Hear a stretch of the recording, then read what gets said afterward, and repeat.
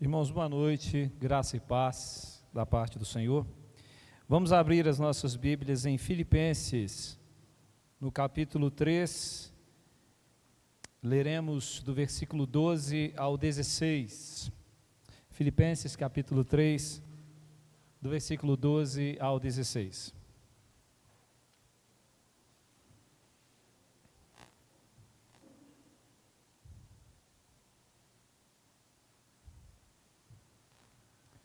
Filipenses 3, de 12 a 16. Eu estou usando uma versão diferente da Bíblia, a Nova Bíblia Viva. Nova Bíblia Viva, então não estranhe.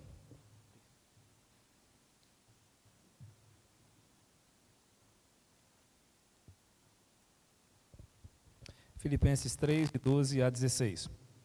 Assim diz a palavra de Deus. Não que eu já tenha obtido tudo isso, ou já tenha me tornado perfeito. Até agora ainda não aprendi tudo quanto devia, mas continuo trabalhando para aquele dia, quando finalmente eu serei tudo aquilo para o que Cristo me salvou e quer que eu seja.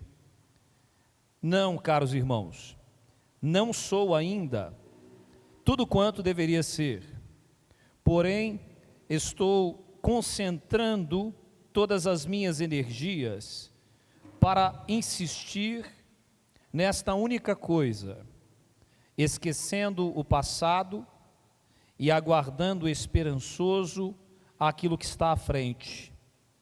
Esforço-me para chegar ao fim da corrida e receber o prêmio para o qual Deus está nos chamando ao céu em Cristo Jesus. Todos nós que somos maduros, devemos ver as coisas dessa forma. E se discordarem em alguns pontos, eu confio que Deus manifestará isso a vocês, se obedecermos plenamente à verdade que já alcançamos. Até aqui. Vamos orar mais uma vez?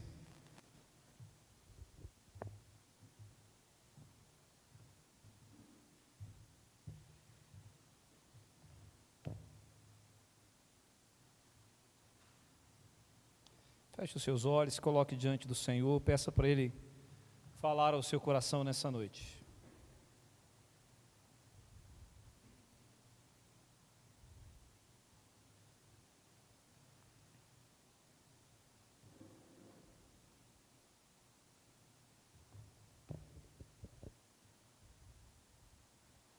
Senhor nosso Deus, nós estamos diante da Sua palavra. Nesse momento nós pedimos a iluminação necessária para compreendê-la, a força, a capacidade de praticá-la. Ajuda-nos, ó Deus, tenha misericórdia de nós não podemos nada sem o Senhor. Tenha misericórdia de nós e nos ajude. É a oração que fazemos em nome de Jesus. Amém. Meus irmãos, no domingo passado eu não segui a sequência da exposição, fomos para um outro texto bíblico, mas penso eu que a temática continua sendo a mesma. No outro domingo, o pastor Merson expôs esse texto até o versículo anterior, até o versículo 11. Não sei se todos estavam aqui, creio que a maioria sim, deve se lembrar da palavra, mas vou rememorar apenas alguns pontos, porque são necessários para a gente compreender aqui a sequência da exposição. Claro que não vou pregar novamente que o pastor Merson pregou, mas os irmãos devem se lembrar que Paulo disse àquela igreja que ele tinha uma história, ele tinha algumas credenciais. Algumas pessoas na igreja queriam confiar nelas mesmas, achavam que já eram alguma coisa, que haviam alcançado determinada posição, confiando nelas mesmas. E o apóstolo Paulo então provocou dizendo: eu também poderia confiar na carne. Claro que ele jamais faria isso, porque a ideia não era essa, mas ele começa a dizer: eu sou hebreu de hebreus, fariseu, circuncidado ao 8º dia. Também tinha ele várias credenciais. Paulo tinha uma história, uma corrida, uma caminhada. Mas ele disse assim: olha, eu considerei tudo isso inferior, sem valor, diante de uma coisa: eu alcançar Jesus Cristo, eu ter Jesus Cristo, eu ter uma comunhão plena com o Senhor. Então nada disso de fato tem esse valor todo quando nós pensamos em Jesus Cristo. Então estou lembrando isso que o pastor Merson nos disse, porque esse era o alvo dele, o objetivo, ser uma pessoa que de fato mantinha uma comunhão íntima, ser como Jesus, estar com Jesus, servir totalmente a Jesus, ter o Senhor Jesus como a pessoa mais importante, direcionar a Ele toda a atenção e toda a energia. Lembro isso porque no versículo 12, o versículo que lemos, seguindo a exposição, o apóstolo Paulo diz: não que eu o tenha já recebido, não que eu já o tenha recebido ou já tenha obtido a perfeição. Ele sabia que conhecer mais a Jesus, aquele mesmo poder que atuou em Cristo, ressurgindo dos mortos, tendo um conhecimento cada vez mais profundo dele, um conhecimento relacional, colocar cada vez mais a sua vida a serviço do Rei Jesus, Paulo sabia que essa era a coisa mais importante da vida, e ele lutava por isso, trabalhava por isso. Mas aqui ele diz para a igreja e diz para nós: é o que eu devo ter, é o que eu busco todos os dias, mas eu ainda não tenho, O que Paulo estava dizendo com essas palavras, primeiro para a gente entender o contexto, a igreja era assediada por alguns hereges, naquela época um grupo específico, que a gente chama de judaizantes. Eram judeus que frequentavam as igrejas, eles entendiam que Jesus Cristo era o Messias, era o Salvador, mas mesmo assim eles insistiam nos rituais do Antigo Testamento, dentre eles, com muita ênfase aparece no Novo Testamento, a circuncisão, ou seja, a vinda do Messias não anulava aquilo. Então, de algum modo, eles acreditavam que aqueles rituais eram perfeitos, que seguir aqueles rituais, ou seguir a lei, dava ao praticante esse status de perfeição. Então, se você tem em sua vida essa evidência de alguém que externamente cumpre a lei, respeita preceitos litúrgicos e cerimoniais, à risca, você alcançou a perfeição, não há mais para onde ir, você já tem tudo. Então Paulo estava se dirigindo a estes homens e à igreja para dizer a eles o seguinte: a perfeição não está nos rituais, a perfeição não está na circuncisão, não está na lei do Antigo Testamento, a perfeição está em Cristo, e nós ainda não chegamos lá, nós não temos toda aquela maturidade espiritual que deveríamos ter, nós não somos assim, parecidos com Jesus, como deveríamos ser. Então, eu ainda não alcancei, mesmo tendo trabalhado. Veja, queria que você parasse para pensar um pouco nisso. O apóstolo Paulo está dizendo que ainda não havia alcançado. Nós diríamos o quê? Que alcançamos? Então nós diríamos que já crescemos o bastante, que já caminhamos o bastante, já lemos a Bíblia suficientemente, oramos, já servimos a Deus, já pregamos o Evangelho, já fizemos muito isso, temos uma longa caminhada, há anos servimos ao Senhor, 50, 60, 70 anos, não sei, há muito, já alcancei um nível de maturidade, não há mais para onde ir, não há mais o que conhecer, o que aperfeiçoar. Eu já cheguei onde deveria chegar, já alcancei essa maturidade espiritual, e Paulo estava dizendo: eu ainda não alcancei. Não é dizer eu não sou maduro na fé, mas eu não sou tão maduro quanto ainda posso ser. Ainda há coisas para serem ajustadas em minha vida. Então a primeira coisa que a gente vai aprender aqui com esse texto, a princípio nesse versículo, que é uma visão que nós temos sobre a corrida da fé, sobre a nossa fé, a vida com Deus que a gente tem, o nosso desenvolvimento, e sobre em que posição nós estamos. Então isso é importante para nós. A gente vai ver aqui que esse reconhecimento de que, veja como é interessante no texto, há uma missão para nós, há uma coisa mais importante do que tudo: alcançar a Cristo, conhecer o seu poder, ser transformado à sua imagem e semelhança, dedicar a Ele todo o nosso coração. Esse é o objetivo, temos esse foco. Mas como o apóstolo Paulo, nós temos que admitir, não alcançamos isso ainda. Não alcançamos. Eventualmente, fracassamos, pecamos, perdemos o foco, não damos a devida atenção. Então você consegue aí, na sua própria mente, no seu coração, dizer isso, pensar nisso? Qual é o objetivo da sua vida? O que vale mais do que tudo? Alcançar a Cristo, ter comunhão com Cristo, viver para Cristo. Esse é o objetivo, frutificar para Cristo. Esse é o objetivo, nós sabemos disso. Falamos sobre isso na nossa igreja já há muitos anos.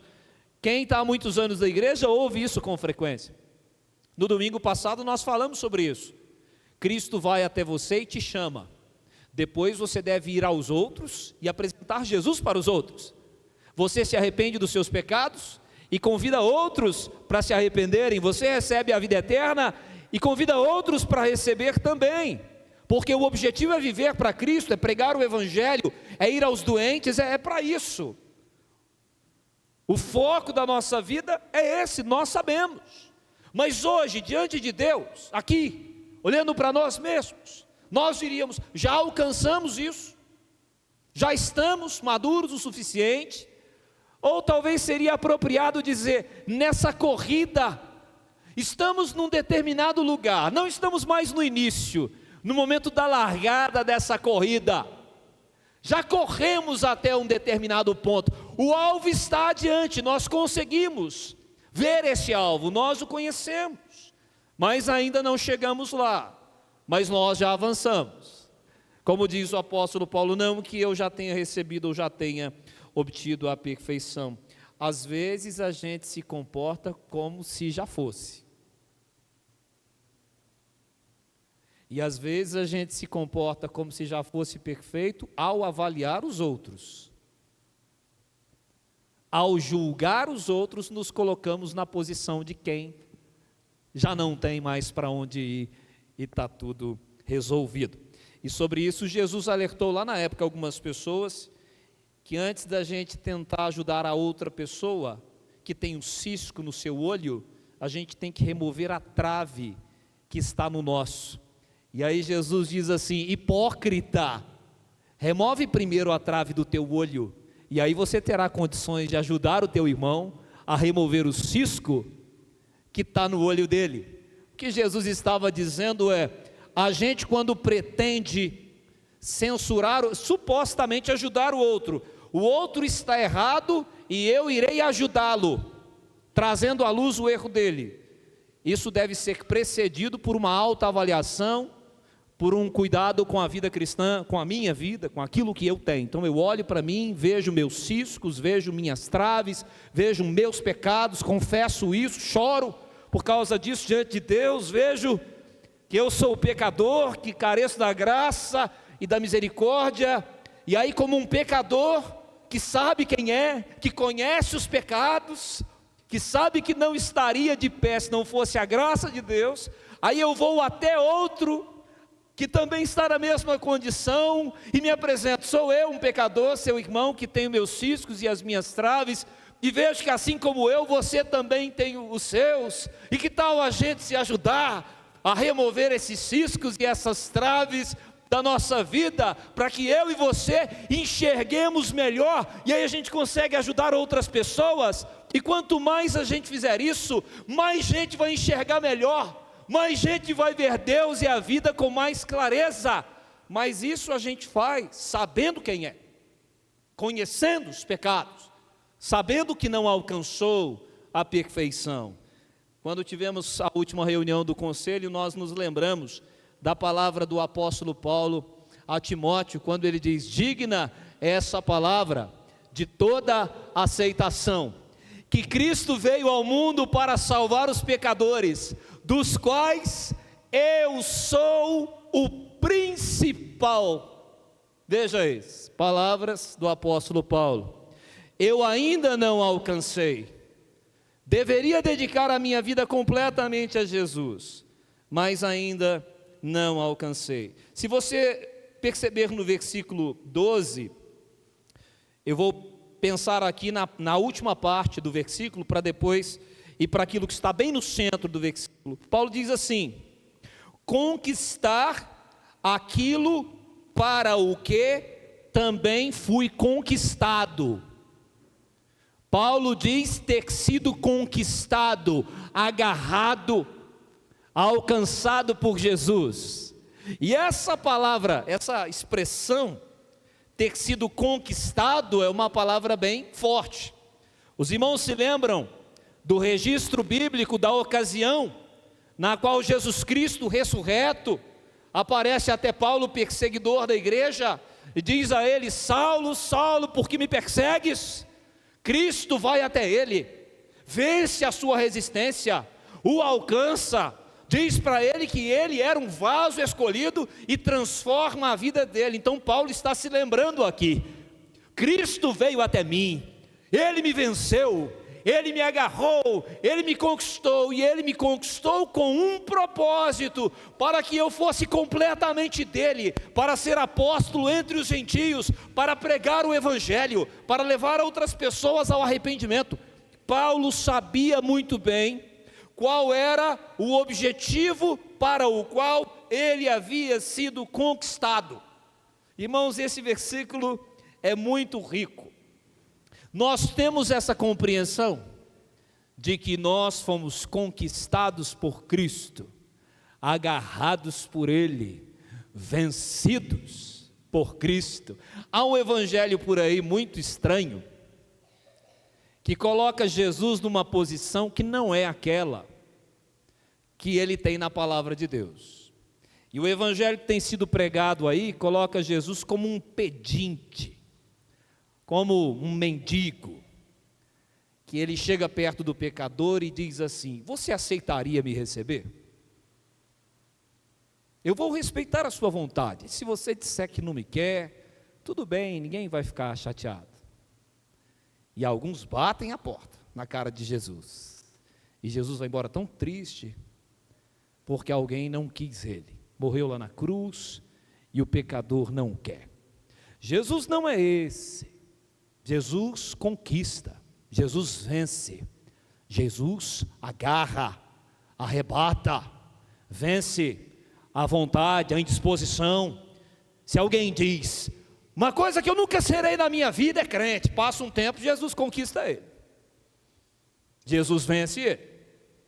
Alguém que está perseguindo a igreja, Jesus vai lá e vence ele, conquista. Então não há como resistir.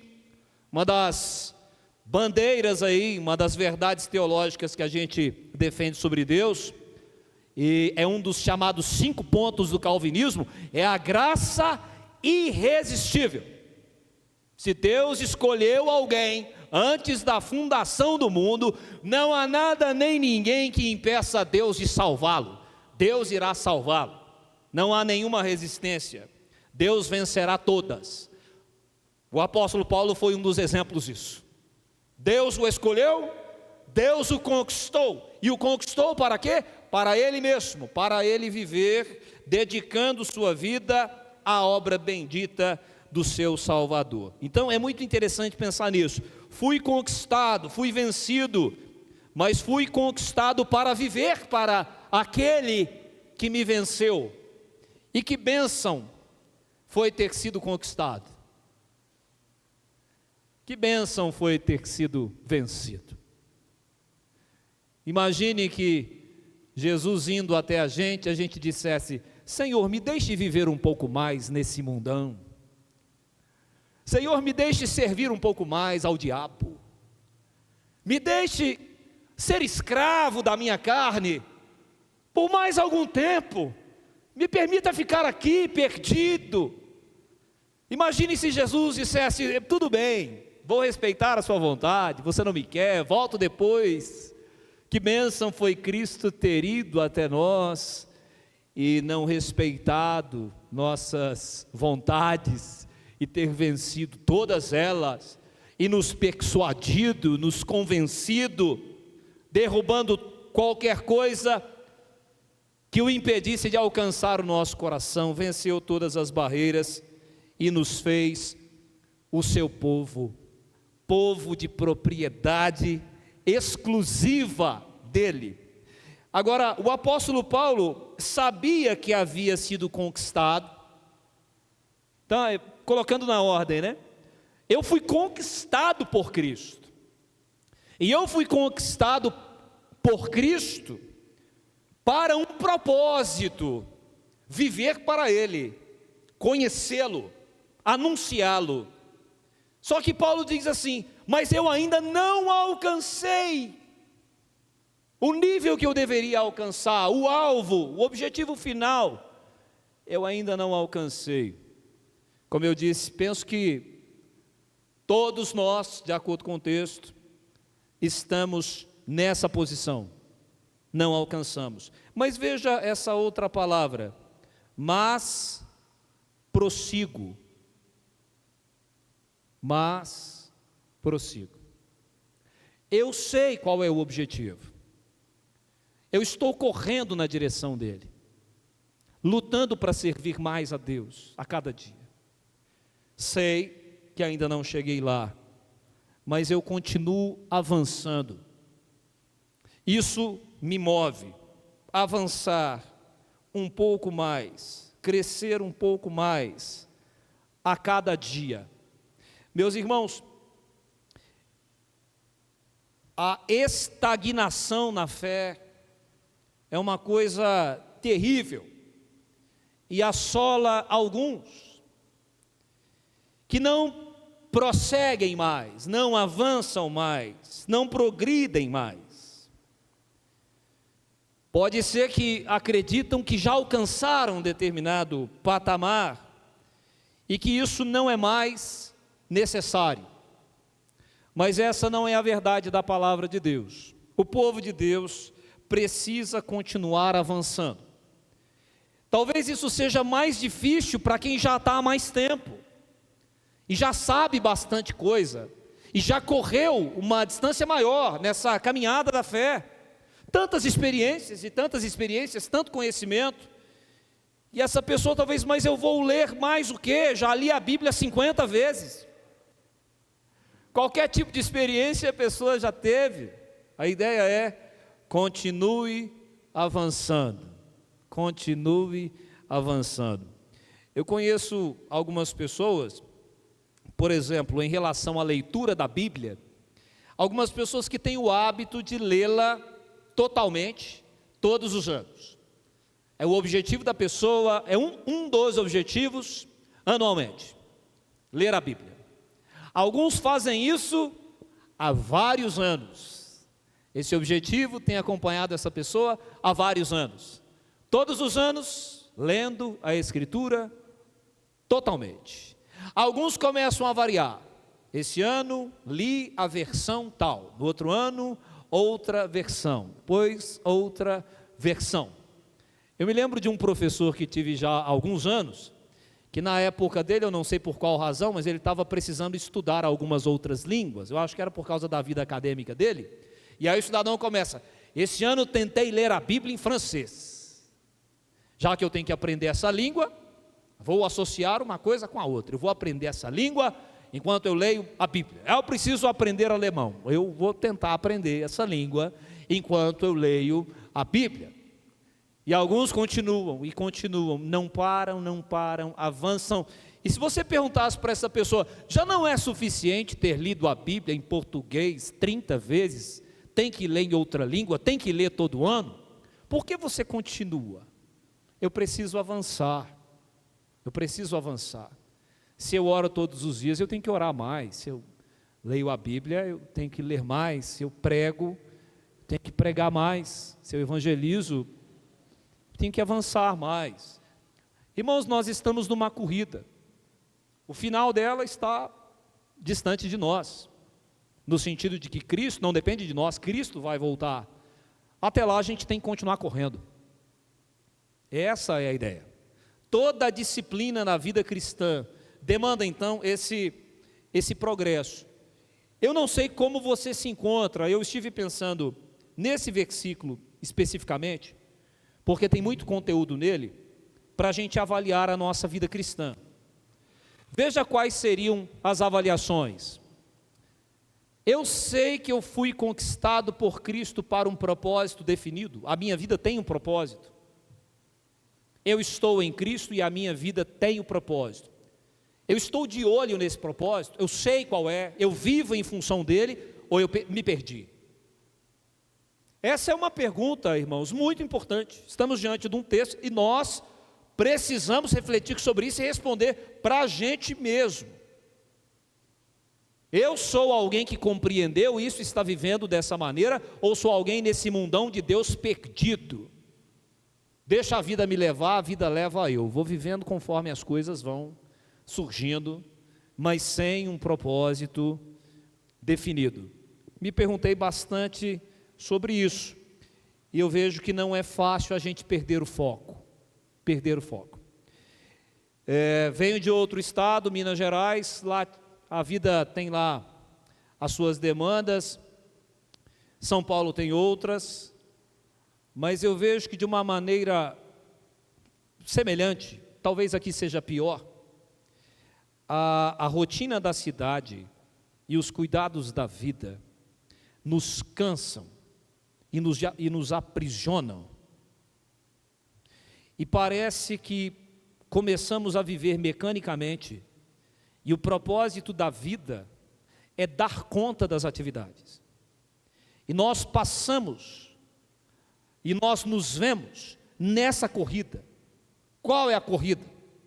A corrida que exige de mim que eu durma em determinado horário, acorde em determinado horário, esteja preparado para o trabalho em tal horário, esteja de volta em tal lugar, num outro horário, tenha essa e aquela atribuição, pague os boletos na data tal, cuide de pessoas específicas, e de repente essas coisas nos aprisionam, tomam a nossa vida por completo, você nem se dá conta que está vivendo em função disso. Uma semana passa, outra, um mês, 6 meses, e o que você fez foi a mesma coisa. Manteve seu vínculo empregatício, ganhou algum dinheiro, cumpriu algum propósito. Um mês sem que Cristo tenha sido o foco. 2 meses sem que Ele tenha sido. 3, 4, 5, 6 meses. 6 meses sem pregar para ninguém. 6 meses sem evangelizar uma pessoa. 6 meses sem discipular ninguém. Nós estamos em junho. Para quem pregamos o Evangelho? A quem discipulamos? A quem convidamos ao arrependimento? Cristo disse que não veio para os sãos, e sim para os doentes, que Ele veio chamar pecadores ao arrependimento. Quem a gente chamou? Quem a gente chamou? Talvez uma das evidências de que a gente tem vivido mais em função da nossa própria vida e os seus cuidados, é que a ideia de perder o emprego nos assusta. Perder o emprego assusta. Perder a hora de ir para o trabalho assusta. Perder a saúde, há várias coisas da nossa própria vida, e a gente vivendo em função delas, quando supõe que a gente pode perdê-las, a gente fica angustiado, porque a gente tirou Jesus que estava no centro e colocou a própria vida, talvez não intencionalmente, talvez sem perceber, vagarosamente, outras coisas foram ocupando o lugar de Jesus. E dentre as várias coisas que a gente faz, a gente participa de uma igreja local, mecanicamente também há vários anos. Tem um nome no hall de membros, e às vezes também a estrutura da igreja cansa a gente. Várias atividades, e nem sempre essas atividades nos permitem cumprir o propósito da nossa vida. Algumas sim, outras não. Então essa é uma reflexão muito importante para nós, de entender que eu fui conquistado para um objetivo. A minha vida tem um propósito. O viver é Cristo. Proclamar as virtudes daquele que me chamou das trevas para a sua maravilhosa luz. Viver para aquele por quem eu fui conquistado. Buscar, em primeiro lugar, o seu reino e a sua justiça. E as demais coisas são acrescentadas. O reino primeiro, a justiça primeiro, as coisas depois. Mas onde colocamos as coisas? Onde foi que colocamos as coisas? Quando olhamos para a Bíblia e para a oração que Jesus nos ensinou a fazer, Pai nosso que está nos céus, santificado seja o teu nome, seja feita a sua vontade, venha o teu reino. E aí lá na frente aparece o pão nosso de cada dia, dá-nos hoje. Uma oração que é um modelo de vida, pois coloca o nome de Deus, a santidade de Deus, a vontade de Deus, como as coisas mais importantes e prioritárias. Nós oramos pensando nessas coisas primeiro. Nossas necessidades, o nosso pão, nós também pedimos, precisamos dele, mas ele não vem antes da santidade de Deus, da vontade de Deus e do reino de Deus. Eu estou avaliando a minha própria vida, não sei como você avalia a sua. Eu penso que eu não tenho dificuldade de entender que eu fui conquistado por Jesus. Você tem? Alguém aqui tem dificuldade de ver isso na sua própria vida? O dia que Jesus foi e conquistou você? É claro isso para você? Jesus me conquistou, eu não tenho dúvida. Penso eu que nós não temos dúvida sobre isso. Que Ele nos conquistou para viver uma vida com um propósito, nós também não temos dúvida disso. Que precisamos viver para Ele. Qual é o fim principal do homem? Os presbiterianos todos sabem. Glorificar a Deus e gozá-lo para sempre. Fomos criados por Deus e para Deus. Como disse um teólogo lá do 4º século, né? Fizeste-nos para ti e só em ti nossa alma encontra descanso. Foi Agostinho que disse isso. Deus nos fez e nos fez para Ele. Nós não temos dificuldade de saber disso. Agora vem a terceira parte. Fomos conquistados, isso é claro. Fomos conquistados para um propósito específico. Agora a terceira coisa é como estamos correndo. Como estamos vivendo. Outra coisa que é evidente, e nós concordamos com o apóstolo Paulo, fui conquistado por Cristo, fui conquistado para um propósito, e eu ainda não cheguei lá. Nós todos admitimos. Tem alguém aqui que diz, não, eu já cheguei, eu já terminei a corrida.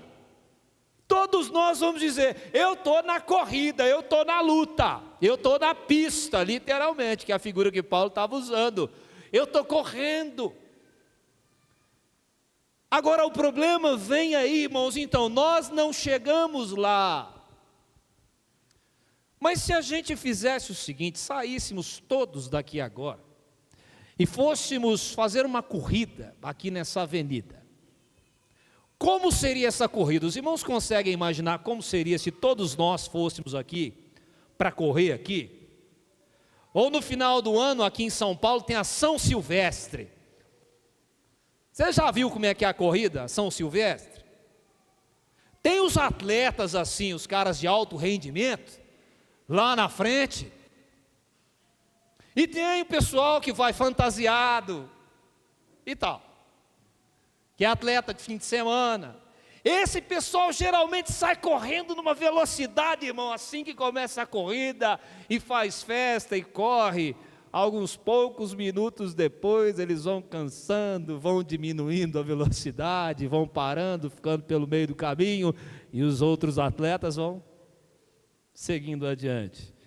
O que Deus então colocou no meu coração para trazer para nós nessa noite é: a corrida não terminou, mas parece que alguns de nós não quer correr mais. Acha que já correu bastante, não quer correr, está desanimado. Tem uma palavra que eu estou na igreja já há algum tempo e de vez em quando a gente ouve ela, que o povo está desanimado, que a igreja está desanimada, que tal trabalho está desanimado. Essa palavra aparece com frequência. Estou sentindo um desânimo. Sabe esse tipo de... são pessoas que estão cansando de correr, cansaram de correr, estão desanimadas, não querem correr. Por que você não quer correr? Porque não tem água. Por que você não quer correr? Porque pisaram no meu pé. E a gente vai encontrando motivos para não correr. E a ideia é: Jesus mandou a gente seguir adiante, Jesus mandou a gente prosseguir. Independentemente das circunstâncias, Cristo quer que a gente avance. Então, meus irmãos, a nossa oração, porque sabemos que o único que pode fazer isso é o Senhor, que o Senhor então nos encha de energia, de vontade. Se alguém não está correndo porque está contundido, que o Senhor restaure o seu preparo espiritual, para que você corra novamente, e que você corra muito, e que vá muito longe.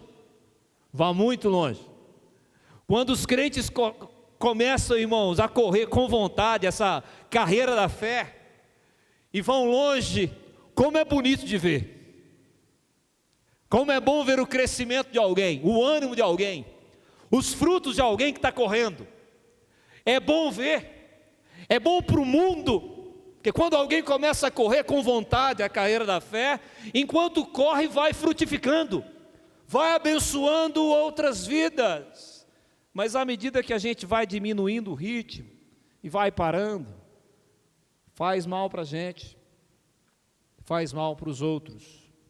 Então que Deus aplique essa palavra aos nossos corações.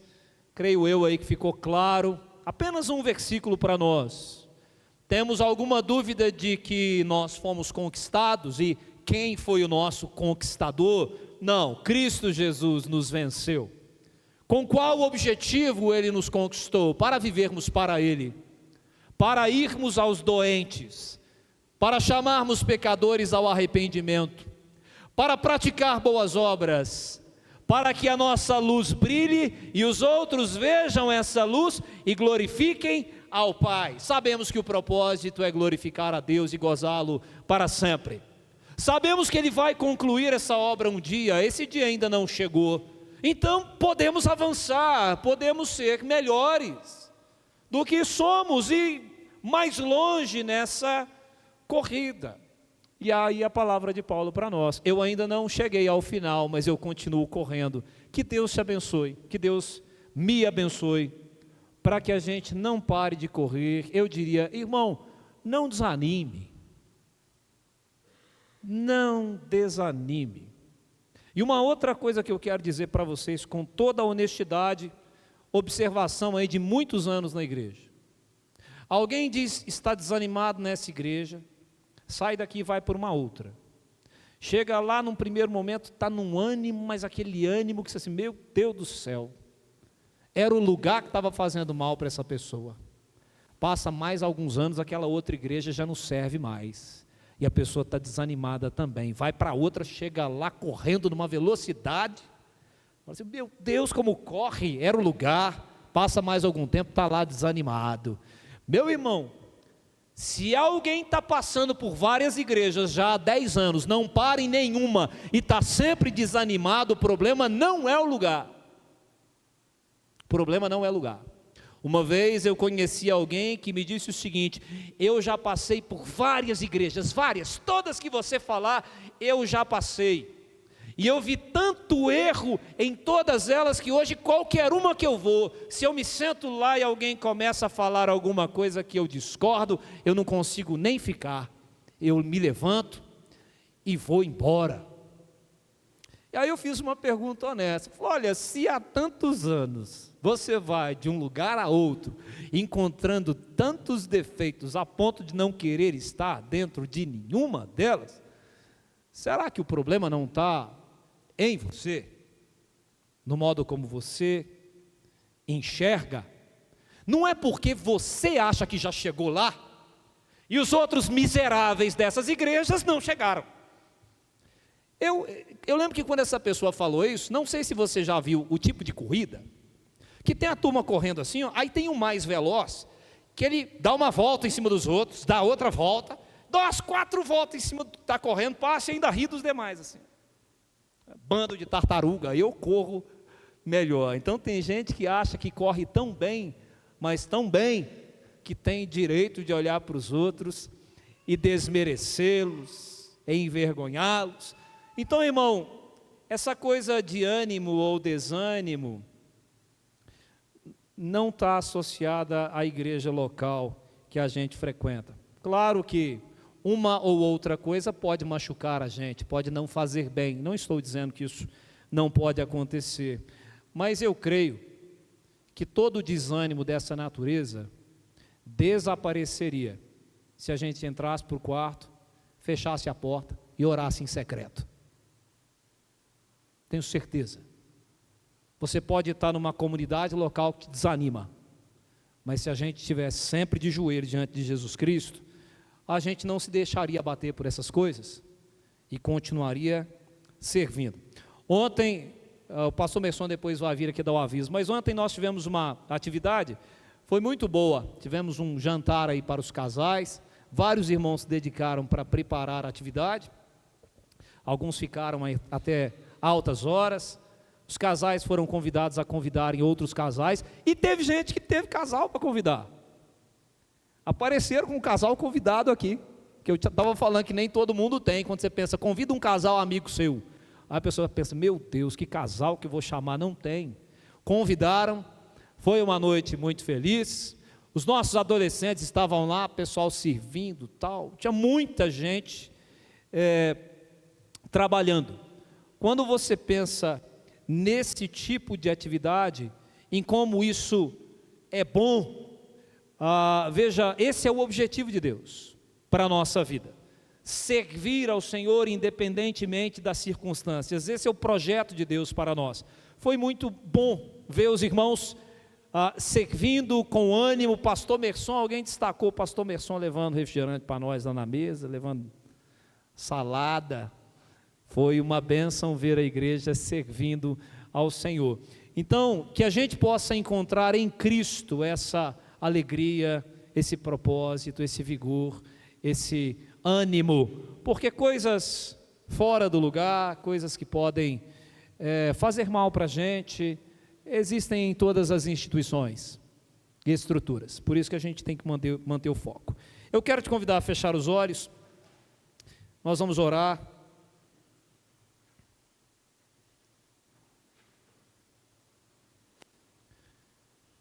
Vamos nos colocar diante do Senhor, pedindo que Ele aplique essa palavra aos nossos corações. Nós vamos cantar uma música ainda hoje. Parte dela fala sobre o que a gente pregou hoje, sobre esse foco.